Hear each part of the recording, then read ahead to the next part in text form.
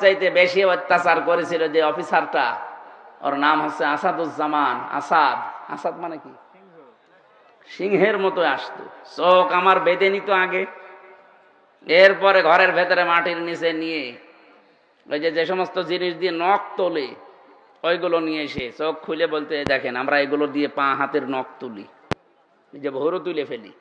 পায়ের নিচে একাধারে 10 মিনিট পিটায়, লোহার মোগর আছে ওইটা দিয়ে পায়ের নিচে একাধারে যদি আপনাকে আধা ঘন্টা পেটানো যায়, আপনি অন্ধকার দেখবেন চোখে, আর দেখতে পারবেন না।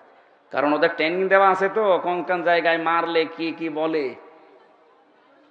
এই লোকটার নামের প্রভাব পেতাম, খারাপ প্রভাব, ভালো প্রভাব পাইনি। আসাদ মানে যেহেতু সিংহ, ওই ইসলামী মাইন্ডের মানুষ পেলেই নাকি ও সিংহের মতো গর্জন দিয়ে উঠত। আজকে আমার রূপ দেখাবো, আমরা এমন এমন নাম রাখবো পরবর্তীতে এই নামগুলো যেন ইসলামের কাজে লাগে। আসাদটা যদি অন্তত ইসলামের কাজে লাগাতে পারতো, আমার মনে হয় ওর দ্বারা অনেক উপকার হতো, কারণ পুরাটা চালাতো ওই বিভাগটা সে। এরকম 1628টা চেয়ার ছিল বাংলাদেশে। এই 1628টা চেয়ারে যারা ছিল তারা যদি হযরত ওমরের মতো মানুষ তৈরি হতো, হযরত আলীর মতো মানুষ তৈরি হতো, এই বাংলাদেশটা সত্যি একটা মিনি জান্নাত বানিয়ে ফেলতে পারতাম আমরা। আমরা সেই স্বপ্নই দেখি সামনে, যে এই 1628টা চেয়ারে এমন মানুষকে আমরা বসাতে চাই যে মানুষগুলো সত্যি এখানে বসে হযরত ওমরের মতো দায়িত্ব পালন করবে। এ দেশটা দাঁড়িয়ে যাবে ইনশাআল্লাহ, কোনো অসুবিধা নেই। জালেমরা যা করেছে এটা কিছু সময় লাগবে, কারণ এই যে যাবার সময় আল্লাহর ওলি 14টা ব্রিফকেস নিয়ে গেছে, সব ছাই ভরা আর মাটি ভরা ছিল। পাইলটকে শুধু বলেছিল ব্রিফকেস গুলো উঠেছে, বলছে হ্যাঁ চলো, আর কারোর সাথে কথা বলেন। আপনি যদি একটু কাওয়া কাকুকেও বলতেন যে কাওয়া চলে গেলাম, তাও বললেন না। আমার নাম্বারও জোগাড় করে বলতে পারতেন না যে হামজা 3 বছর জেল খাটালাম, কিছু মনে করো না, চলে গেলাম, দোয়া করু, তাও বলেন। আপনি চলে গেলেন এইভাবে, এই দেশে কি দিয়ে গেলেন? বিশাল বিশাল বোঝা দিয়ে গেলেন। এই যে 780 জন মানুষ এখন হাসপাতালে বিভিন্ন অঙ্গ প্রত্যঙ্গ হারিয়েছে, এরা তার পরিবারের জন্য, সমাজের জন্য বোঝা না? এই কথা বলছেন না কেন? অথচ বিশ্ব নবী যেদিন নবুয়ত পান, ওই দিন বাড়িতে আসার পরে বলেছিলেন জাম্মিলুনি ইয়া খাদিজা, আমাকে ঢেকে দাও, আমি ভয় পেয়েছি। হযরতে খাদিজা ওই দিন 5টা কথা বলেছিলেন। কাল্লা, কখনো না, মা ইউখজিকাল্লাহু আবাদান, আপনাকে আল্লাহ অপমান অপদস্থ করতে পারে না। ইন্নাকা লা তাসিলুর রাহিমা, আপনি তো রক্তের সম্পর্ক ঠিক রাখেন।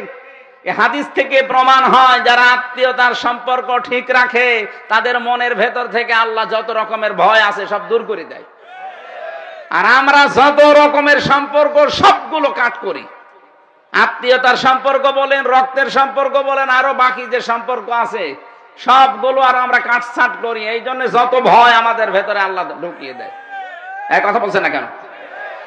এই 15.5 বছরে বহু বোঝা আপনি মানুষকে দিয়েছেন, বিনা কারণে একটা মানুষের মিথ্যা মামলা দিয়ে, মিথ্যা সাক্ষী দিয়ে তার পরিবারটা আপনি নষ্ট করে দিয়েছেন।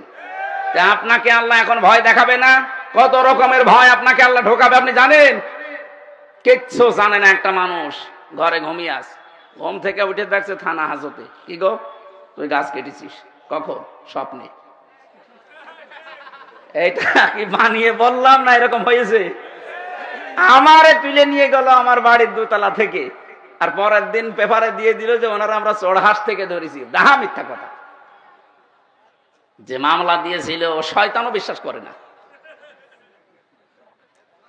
জজ সাহেব মাঝে মাঝে আমার যে মামলা উঠতো আমারে নিয়ে যেত, জজ হাসতো যে কি দিয়ে বিচার করবো বলেন। অথচ 3টা বছর উনি জামিন দেয়নি। অথচ এই জজই ছিল তখন। এই যে আগস্টের 5 তারিখের পরে শুধু আমি মামলাটা তুলেছি, মামলা দেখে বলছে যে কি দিয়ে বিচার করব, এর ভেতরে তো কোনো মাল নেই, যান একেবারে খারিজ করে দিলাম। আমি বলতেও গেলাম যে মাননীয় আদালতে মামলাটা তো 3 বছর আপনার কাছে ছিল, তখন তো বলেননি, এখন বলছেন যে কোনো মাল নেই। মাল কি আগে ছিল? উনি এইটাই বলতো যে হুজুর আমার হাত বাঁধা, আমার কিছু করার নেই। কথা বলছে না কেন? এইটাই বলতো যে আমার হাত বাঁধা, এই 3 বছর আমার কিছু করার নেই, এখন হাত খোলা আছে, আমি নাই বিচার করেছি। আমাকে একেবারে নির্দোষ, আমার কোনো দোষ পাইনি, বিনা অপরাধে 3টা বছর আমার জীবন নষ্ট করেছে ওরা। আমরা চাই 1628টা চেয়ারের নাম বলছিলাম না, কোন চেয়ারের যেন হাত বাঁধা না থাকে, প্রত্যেকটা চেয়ারের হাত যেন আবু সাইদের মতো খোলা থাকে। এটা চান না আপনারা? কারা চান দেখি? লিল্লাহে তাকবীর। আলহামদুলিল্লাহ। তো এইটার জন্য হাত খুলতে হলে এইটা লাগবে, এটা ছাড়া সম্ভব না। যত নিয়ম নীতি নিয়ে আসেন না কেন আবার হাত বাঁধা হয়ে যাবে। কে কথা বলে না কেন? হাত আবু সাইদের মতো খুলে রাখতে হলে এইটা লাগবে। আমান হাকামা বিহি আদালা, যারা কোরআন দিয়ে বিচার ফায়সালা করতে পারবে তারাই কেবল ন্যায় বিচার কায়েম করতে পারবে। আর 9 দফা ছাত্রদের এই 9 দফার ভেতরে প্রথম এই দফা ছিল যে ওই ওয়ান, এই কথা বলছে না কেন? আমরা ন্যায় বিচার কায়েম করতে চাই, আর ন্যায় বিচারের জন্য এটার বিকল্প দুনিয়ায় কিচ্ছু নেই, কিছু যে নেই। এই 54 বছর আপনি দেখতে পেলেন না ডক্টর কামালের তৈরি করা এই সংবিধান দিয়ে বাংলাদেশের কাঙ্ক্ষিত যে মান, এটা আজও অর্জন হয়নি, কিয়ামতের আগে হবেও না। অথচ 21 বারের উপরে এটা পরিবর্তন হয়ে গেছে। এখন শুধু একটাই বাকি আছে, আর দেশের মানুষও তাই চাচ্ছে। আপনি আগস্টের 5 তারিখের আগের জরিপগুলো দেখেন, আন্তর্জাতিক যত জরিপ আছে, এদেশের মাত্র 100 জনের 15 জন মানুষ চাইতো কোরআনের বিধান বাংলাদেশে কায়েম হোক। তার ভেতরে হয়তো আলী আজম, মোহাম্মদ আবু বকরের মতো মানুষগুলো, এরকম মানুষ আছে এই দেশে 100 জনের মাত্র 15 জন। এনারা চাইতো যে কোরআনের বিধান বাংলাদেশে কায়েম হোক। জানুয়ারির 1 তারিখের রিপোর্টগুলো বের করেন, আন্তর্জাতিক যত সংস্থা এই দেশের মানুষকে রিপোর্ট দিচ্ছে, এই দেশে এই মাত্র 5 মাসে 100 জনের 58 জন মানুষ চাচ্ছে যে কোরআনের বিধান এই দেশে কায়েম হোক। আপনি আর কিছুদিন যেতে দেন, অন্য জাতির লোকেরা পর্যন্ত বলছে না, কাঙ্ক্ষিত মানের শান্তি পেতে হলে আল্লাহর কোরআনের বিকল্প কিচ্ছু নেই। তারা অন্য ধর্মের মানুষ যদি এটা বিশ্বাস করতে পারে, তা আপনার কি হয়েছে? দল মত নির্বিশেষে এদিকে এগিয়ে আসা দরকার না এখন। অন্তত যেহেতু দেখা যাচ্ছে 15 থেকে 58 হয়ে গেছে, আর কিছুদিন যেতে দেন, 100 জন মানুষ চাইবে আল্লাহর কোরআন দেশে কায়েম হোক। আর ওইটা দেখার জন্য চোখ হাঁ করে আছে। সারা জীবনে আমার স্বপ্ন এই, আল্লাহ 56,000 বর্গ মাইলে যেন তোমার কালাম দিয়ে চলছে, এটা দেখে মরতে পারি। বলেন আমিন। আমরা কোরআনে কারিমের হযরত ইব্রাহিম আলাইহিস সালামের জীবনী থেকে আরম্ভ করেছিলাম। উনি নাম রেখেছেন আমাদের সন্তান হিসাবে। নাম কি? মুসলিম। বলেন তো নাম কি? আল্লাহ রাব্বুল আলামিন বলেন, তোমাদের জাতির পিতা ইন্তেকালের আগে তোমাদেরকে ডাক দিয়ে বলেছিলেন, ওয়াসা বিহা ইব্রাহিম বানিহি ওয়া ইয়াকুব ইয়া বানিয়া ইন্নাল্লাহা আসতাফা লাকুমুদ-দীন ফালা তামুতুন্না ইল্লা ওয়া আনতুম মুসলিমুন। হযরত ইব্রাহিম এবং ইয়াকুব এই দুইজন নবী ইন্তেকালের আগে তার সন্তানদেরকে ওসিয়ত করছিলেন যে আমার সন্তানেরা, কলিজার টুকরা সন্তানেরা, অবশ্যই আল্লাহ তোমাদের জন্য মনোনীত করেছেন, নির্ধারিত করেছেন, তোমাদের জন্য পছন্দ করেছেন একটা দিনকে। সেই দিন মানে এই রাতের পরে যে দিন আসবে ওই দিন। বলেন বলেন। তোমাদের জন্য যেই দিন আল্লাহ নির্ধারিত করেছেন সেই দিনের নাম হচ্ছে ইসলাম। নাম কি? ফালা তামুতুন্না, তোমরা মরবা না, ইল্লা ওয়া আনতুম মুসলিমুন, যতক্ষণ মুসলমান হতে না পারো। এখানে যে দিনের কথা হযরত ইব্রাহিম আমাদের জাতির পিতা তার সন্তানদেরকে জানিয়েছেন, তার নাম হচ্ছে ইসলাম। ইন্নাদ-দীনা ইনদাল্লাহিল ইসলাম, আল্লাহর কাছে মনোনীত একটাই জীবন ব্যবস্থা, ধর্ম, তার নাম কি? ওয়া ইয়াবতাগি গায়রাল ইসলাম দীনান ফালা ইউকবালা মিন। দুনিয়াতে ইসলাম বাদ দিয়ে যে নিয়ম আপনি মানেন না কেন, কখনো আল্লাহকে রাজি করতে পারবেন না। ফালা ইউকবালা মিন, জীবনও আপনার কোনো কিছু আল্লাহর দরবারে কবুল হচ্ছে না, হবে না। ইকবালার আগে লান এসেছে, মজারের আগে লান আসলে অর্থ দাঁড়ায় বাংলাদেশ জীবনেও হবে না। এই জন্য ইসলাম বাদ দিয়ে যারা নাম রাখেন তাদের নাম নাম নয়। ইসলাম বাদ দিয়ে কেউ যদি বিয়ে শাদী করেন ওটা বিয়ে নয়। ইসলাম বাদ দিয়ে কেউ যদি পরিবার চালায় ওটা পরিবার না। ইসলাম বাদ দিয়ে কেউ যদি রাজনীতি করে ওটা রাজনীতি না। আরো আসতে বলেন। এই কোরআনে কারিমে আল্লাহ সূরা নিসার 34 নম্বর আয়াতে জানিয়েছেন, আর রিজালু কাওয়ামুনা আলান নিসা। পুরুষেরা হবে গাইডলাইন দাতা আর মেয়েরা হবে তাদের আজ্ঞাবহ। এই আয়াতের তাফসিরে সাইয়্যিদ আবুল আলা মওদুদী রাহমাতুল্লাহ আলাইহি উনি তাফহিমুল কোরআন এই আয়াতের তাফসীর করতে গিয়ে লিখেছেন যে পৃথিবীতে যদি নেতৃত্ব দিতে কেউ চায় তাকে পুরুষ হওয়া লাগবে, মহিলা হলে চলবে না। তাহলে সামনে এই বাংলাদেশে যারা নেতৃত্ব দেবে, যারা ক্ষমতায় যাবে তারা যেন পুরুষ হয়, মহিলা হলেও চলবে। কালান নবী সাল্লাল্লাহু আলাইহি ওয়াসাল্লাম লা ইউফলিহা কওমুন, ওই জাতি কখনোই সফল হচ্ছে না, হবেও না যে জাতির নেতৃত্বে কোনো মহিলা আছে। এই 54 বছরে কম বেশি এটা আমরা দেখেছি, এই জন্য আমরা সফল হতে পারিনি। সামনে যারা আসবে আমরা আহ্বান জানাবো তারা জানো। আরো আসতে বলেন বলেন। আল্লাহর পক্ষ থেকে মনোনীত যে দিন আল্লাহ দিয়েছেন, এই দিনের বাইরে যদি কেউ নেতৃত্ব দেয়, নেতৃত্ব জায়েজ নেই। আল্লাহর দিনের বাইরে কোনো মানুষ যদি রাজনীতি করে, ও রাজনীতি যেমন রাজনীতি হচ্ছে না। অর্থনীতি যদি কেউ চালায় সেটাও অর্থনীতি হচ্ছে না। জীবনের যা করবেন আপনি এই মনোনীত দিন ইসলামের বাইরে যে আল্লাহকে রাজি করতে পারবেন না। ফালা তামুতুন্না, মরাও যাবে না, ইল্লা ওয়া আনতুম মুসলিমুন, যতক্ষণ পর্যন্ত আপনি মুসলমান হতে না পারেন। এতে প্রশ্নবোধক চিহ্ন পেয়েছি একটা। তাফসিরে ফি জিলালিল কোরআন থেকে বলছি, মুফাসসির লিখেছেন আপনি যে মুসলমান না হয়ে মরবেন না, মুসলমান আপনি বুঝবেন কি করে? এখন প্রশ্ন আসতে পারে মুসলমান কি হয়ে বসবো, মানে আমি ছোটবেলায় মুসলমানি দিয়েছি। আরে ভাই, ছোটবেলায় তো ছাগলও মুসলমানি দেয়, দেয় না? তো ছাগলকে আপনি মুসলমান বলেন?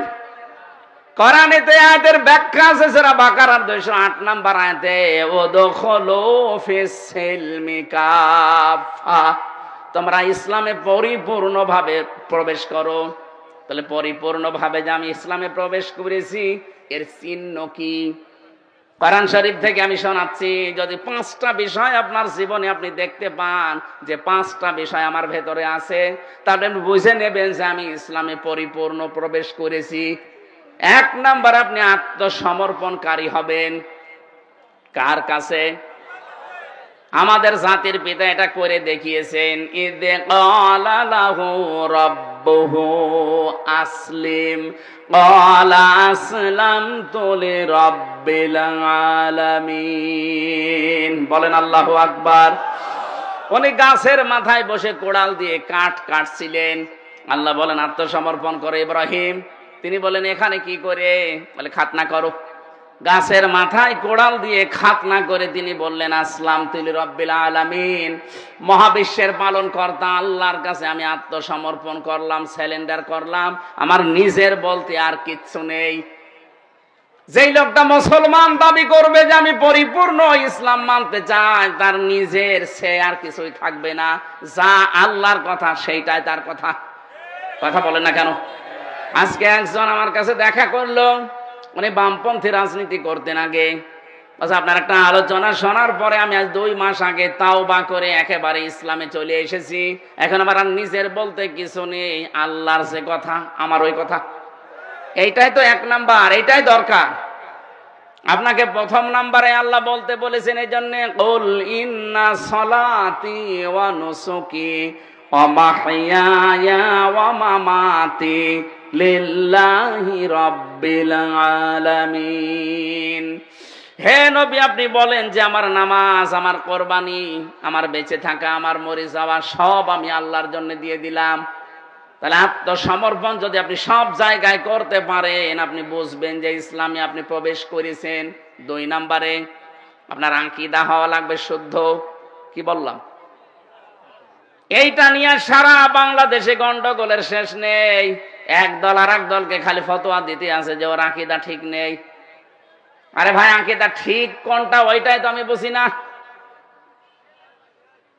যেই মানুষগুলো এই আকীদা রাখে যে ক্ষমতার উৎস আল্লাহ, আর যারা আকীদা রাখে ক্ষমতার উৎস জনগণ, তাদের বিরুদ্ধে আপনি ফতোয়া দেন না। ফতোয়া দেন এদের বিরুদ্ধে যারা বলে ক্ষমতার উৎসকে। আপনার কোন আকীদা? আকীদার প্রশ্ন তুলে একটা মাজলুম সংগঠনের উপরে, মাজলুম দলের উপরে আপনি এই তহমতটা লাগাবেন না। আপনার কি আকীদা আছে আপনি বলেন তো? যে মানুষগুলোকে আন্দাজে এই তহমত দেন যাদের আকীদা ঠিক নেই, আপনি ফাঁসির দড়ি খালি গলার কাছে আপনাকে নিয়ে যাওয়া হবে, আপনার আকীদা সব বের হয়ে যাবে। আপনি বোঝেন আকীদা কি? অথচ যাদের আপনি এই দোষ দিচ্ছেন তারা তো ফাঁসির দড়ি অলরেডি গলায় নিয়ে অনেকজন বিদায় অলরেডি নিয়েছে।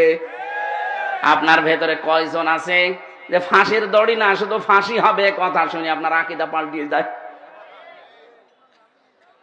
3 নম্বরে শুধু আকীদার প্রশ্ন, এখানে হাজার হাজার কথা আছে। 3 নম্বরে শুধু আকীদা না, আপনার চরিত্র উন্নত হওয়া লাগবে। আর চরিত্র যদি নিতেই হয় উন্নত করার জন্য, মুহাম্মাদুর রাসূলুল্লাহ তার থেকে নেওয়া লাগবে। কারণ তার চাইতে উত্তম চরিত্র এই দুনিয়ায় আর কারো। এরপরে আপনার ইখলাস লাগবে, যা করবেন এটা যেন লোক দেখানোর জন্য না হয়। এটা কার জন্য হবে? ইখলাসটা আমাদের অধিকাংশ ভেতরে নেই। 5 নাম্বার আপনার লেনদেন যেন স্বচ্ছ হয়।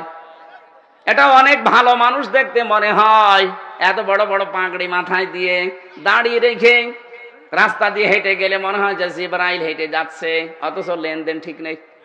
কারো কাছে যদি একবার ধার করে জীবনে তার সাথে দেখা করে না। এই কথা বলছে না কেন? কোন দোকানে যদি বাকি খায় ওই দোকানের সামনে দিয়ে আর যায় না। না, আপনার লেনদেন ঠিক করা লাগবে।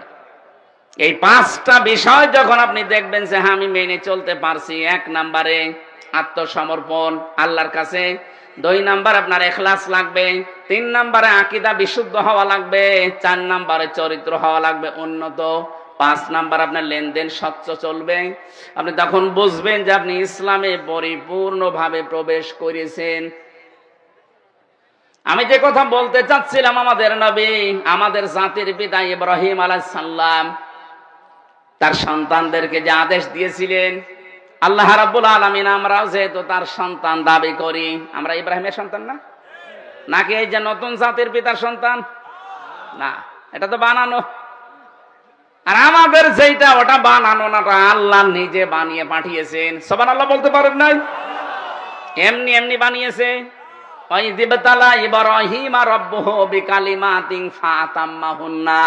স্মরণ করো ওই সময়ের কথা যখন ইব্রাহিমকে আমি কিছু কালেমার দ্বারা পরীক্ষা করেছিলাম, আর প্রতিটি পরীক্ষায় তোমাদের জাতির পিতা, তোমাদের বাবা ইব্রাহিম পাশ করে গেছে।